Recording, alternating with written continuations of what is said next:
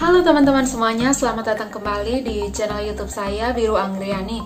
Nah, untuk video kali ini saya akan menjelaskan bagaimana cara penanganan dan perawatan terhadap anak babi yang baru lahir.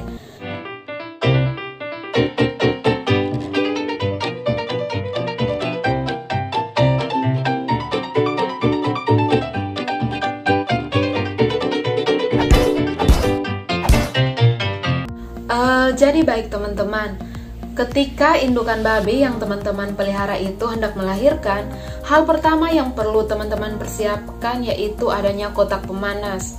Untuk kotak pemanas ini bisa teman-teman buat menggunakan bahan yang murah atau mudah didapat, misalnya dari kayu. Nah, untuk ukuran kotak pemanas ini bisa teman-teman buat dengan ukuran 70 x 70 x 70 cm. Kotak pemanas ini juga nantinya bisa teman-teman lengkapi dengan adanya bola lampu dan juga alas berupa jerami padi ataupun serutan kayu. Nah, mengapa kotak pemanas ini menjadi hal yang sangat penting atau dibutuhkan untuk anak babi yang baru lahir? Ini dikarenakan terjadi perubahan suhu yang begitu drastis antara suhu di dalam kandungan dan suhu di lingkungan ketika anak babi itu lahir. Oleh karena itu, adanya kotak pemanas ini digunakan atau dimanfaatkan untuk kembali menstabilkan suhu anak babi menyerupai suhu di dalam kandungan induknya, di mana suhu di dalam kandungan induknya itu berkisar antara 39 derajat Celcius. Nah, untuk suhu lingkungan ketika anak babi itu lahir, suhu ideal yang dibutuhkan oleh anak babi itu berkisar antara 37 sampai dengan 40 derajat Celcius. Nah, selain faktor tersebut, ternyata anak babi yang baru lahir itu belum mampu untuk mengatur suhu tubuh internalnya pada 2 minggu awal kelahirannya, sehingga pemanas tambahan dibutuhkan untuk menjaga kondisi anak babi tetap hangat. Hal ini dilakukan karena anak babi yang baru lahir itu membutuhkan suhu yang hangat untuk kelangsungan hidupnya. Jadi teman-teman, untuk mengetahui suhu di dalam kotak pemanas itu sudah ideal untuk anak babi atau tidak, itu teman-teman bisa menggunakan termometer. Namun jika tidak ada termometer, teman-teman bisa mengamati tingkah laku dari anak babi tersebut, dimana jika suhunya itu terlalu rendah, anak babi akan cenderung saling menindih satu sama lain ketika berada di dalam kotak pemanas tersebut. Namun jika juga terlalu panas, anak babi cenderung akan lebih menjauh dari sumber panas yang ada. Jadi jika suhunya itu normal, maka anak babi akan tidur dengan nyaman dan tidak saling menindih satu sama lain. Nah, selain kotak pemanas, teman-teman juga perlu mempersiapkan kain atau lap bersih yang nantinya akan digunakan untuk membersihkan selaput ataupun lendir pada tubuh anak babi, dimana teman-teman perlu membersihkan terlebih dahulu lendir ataupun selaput yang membungkus atau menutupi bagian hidung dan mulut dari anak babi. Nah, hal ini membantu agar anak babi itu dapat bernafas secara normal. Namun jika anak babi tidak dapat bernafas secara normal, teman-teman bisa membantunya dengan cara memegang kedua kaki belakang dari anak babi, lalu mengangkatnya dengan arah kepala ke bawah, lalu mengayunkan anak babi secara perlahan. Hal ini dapat membantu keluarnya cairan dari rongga hidung, sehingga proses pernafasan dari anak babi itu bisa berlangsung secara bebas atau normal. Jadi teman-teman, ketika selesai membersihkan selaput atau lendir yang menempel pada tubuh anak babi, teman-teman bisa melanjutkan dengan memotong tali pusar dari anak babi tersebut. Seperti kita ketahui bersama, tali pusar ini adalah bagian yang sangat bermanfaat atau penting pada saat anak babi masih berada di dalam kandungan induknya. Namun berbeda kondisinya ketika anak babi itu telah lahir, dimana ketika anak babi telah lahir, tali pusar tidak lagi bermanfaat dan malah akan menjadi salah satu bagian yang berbahaya bagi masuknya infeksi ke tubuh anak babi tersebut. Nah, jadi teman-teman, sebelum memotong tali pusar, teman-teman perlu mengikat tali pusar terlebih dahulu menggunakan benang yang bersih atau steril. Pengikatan di sini dimaksudkan untuk mencegah terjadinya perdarahan pada anak babi. Nah, setelah itu teman-teman bisa melakukan pemotongan pada bagian bawah dari tempat teman-teman melakukan pengikatan pada tali pusar. Selanjutnya, oleskan atau celupkan tali pusar yang telah teman-teman potong tadi ke dalam larutan antiseptik. Hal ini untuk mencegah dari infeksi mikroorganisme. Tindakan lain yang wajib teman-teman lakukan pada 24 jam pertama kelahiran yaitu pemotongan gigi, pemotongan ekor, dan penomoran telinga.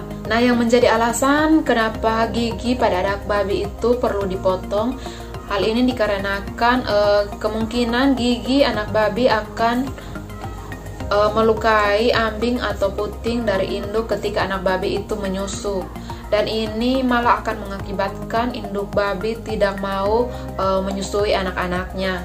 Selain itu juga, pemotongan gigi ini dimaksudkan agar anak babi tidak saling menggigit satu sama lain ketika berebut tempat untuk menyusu pada induknya. Nah, hal-hal yang perlu teman-teman perhatikan dalam pemotongan gigi, yang pertama yaitu menggunakan peralatan yang tepat dan berada dalam kondisi yang steril, di mana alat-alat yang teman-teman gunakan ini wajib direndam dalam larutan antiseptik. Nah, ketika melakukan pemotongan gigi, usahakan tidak terjadinya perdarahan, dan juga usahakan teman-teman tidak salah memotong lidah atau bagian mulut dari anak babi tersebut, karena jika terjadi luka ataupun perdarahan, maka ini malah akan menyebabkan kesakitan dari anak babi, sehingga anak babi itu tidak dapat menyusu dengan baik pada induknya, dan juga luka-luka ini malah akan menjadi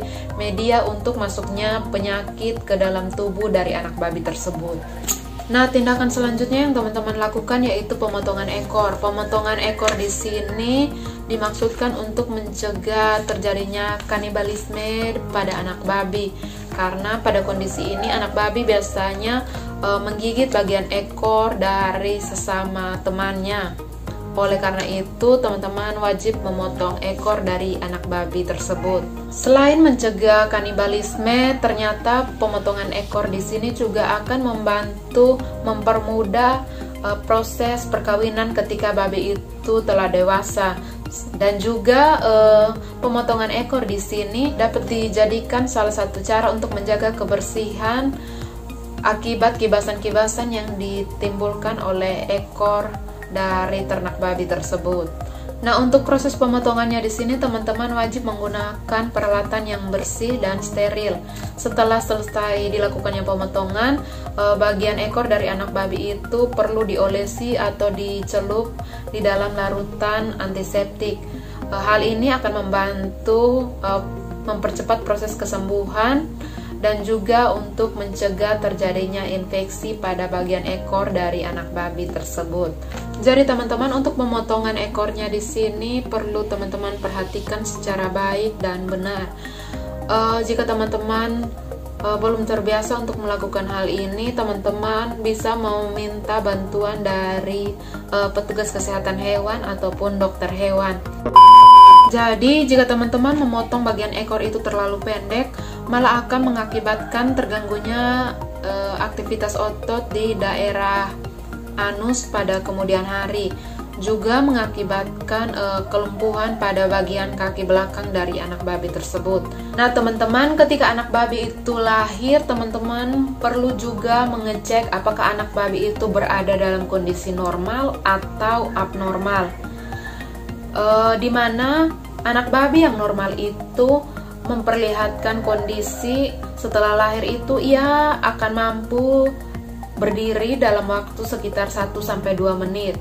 Ia juga dapat menyusu dalam waktu kira-kira 15 menit pasca lahir.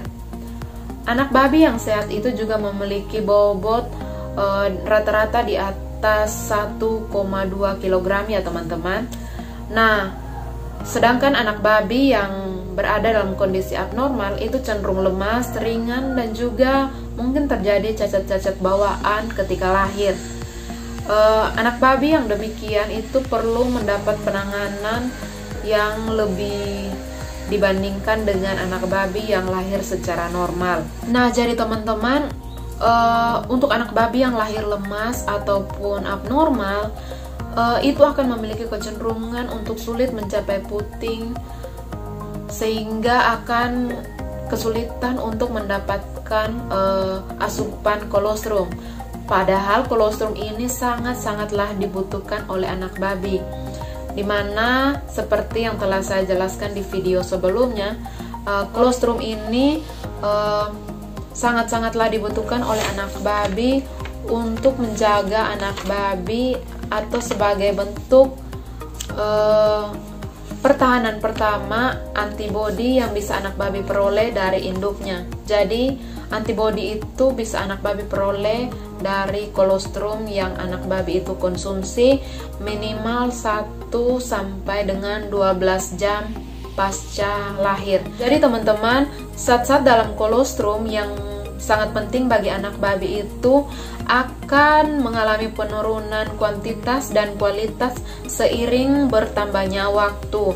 Nah, perlu juga teman-teman ketahui, selain penurunan kuantitas dan kualitas dari kolostrum, anak babi juga memiliki kemampuan yang terbatas dalam menyerap zat-zat penting yang ada di dalam kolostrum. Oleh karena itulah penting sekali di jam-jam awal pasca lahir anak babi diberikan akses ke puting untuk mendapatkan kolostrum yang sangat dibutuhkan untuk perkembangan dan pertahanan tubuh dari anak babi tersebut. Untuk anak babi yang baru lahir itu biasanya akan menyusu sekitar 15 kali dalam 24 jam. Oleh karena itu teman-teman harus memperhatikan hal tersebut sehingga kecukupan akan nutrisi yang dibutuhkan oleh anak babi itu bisa terpenuhi secara baik. Jadi teman-teman, sebenarnya masih banyak aspek yang perlu saya jelaskan, namun karena durasi videonya akan terlalu panjang, maka akan saya lanjutkan di video selanjutnya. Jadi sampai di sini dulu video kita kali ini mengenai penanganan dan perawatan terhadap anak babi yang baru lahir. Sampai jumpa di video selanjutnya.